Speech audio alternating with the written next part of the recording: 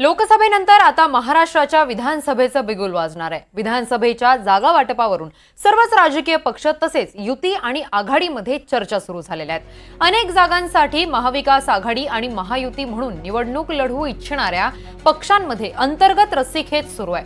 त्यात आता काँग्रेसनं महाविकास आघाडीतून मुख्यमंत्री पदावर दावा ठोकल्यानं महाविकास आघाडीत बिघाड होण्याची शक्यता आहे। मुंबईतील भाईंदरमध्ये काँग्रेसच्या कार्यकर्ता मेळाव्यात बाळासाहेब थोरातांनी पुढचा मुख्यमंत्री हा काँग्रेसचाच होणार असं विधान केलंय। त्यामुळे आता उद्धव ठाकरे काय भूमिका घेतात याकडे महाराष्ट्राचं लक्ष लागलेलं आहे। पुढच्या निवडणुकीत साध्य निवडणूक आहे, त्यामुळे काँग्रेस जास्त परिणाम आणखी पुढे जाऊ शकतं हे लक्षात ठेवा। आणि कार्यकर्त्यांच्या निवडणुका पुढच्या निवडणुका आहेत आणि याकरता या निवडणुकीमध्ये आघाडी म्हणून सुद्धा आपण चांगलं काम करा असं सुद्धा आवाहन करतो।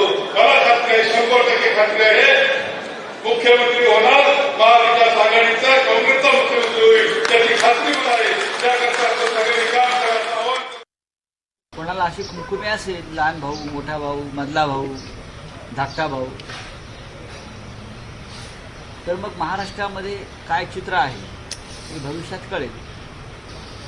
काँग्रेस पक्षाला लोकसभेत 3 जागा जास्त मिळालेल्या आहेत। त्याच्यामुळे कोणाला जर वाटत असेल की आम्ही मोठे भाऊ आहोत किंवा आम्ही अजून काही आहोत, आम्ही उंच भाऊ आहोत,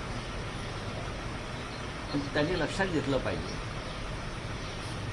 त्यांच्या जागा वाढण्यात शिवसेनेचं योगदान किती आहे हे त्यांनी अभ्यास केला। कोल्हापूरची आमची जिंकलेली जागा आम्ही त्यांना दिली, रामटेकची जिंकलेली जागा आम्ही दिली, अमरावती हा आमचा बालेकिल्ला त्यांना दिला। या 3 जागा ज्या आहेत या शिवसेनेमुळेच त्यांच्या वाढल्या। हे जर ते विसरले असते किंवा विसरू पाहत असते तर ते योग्य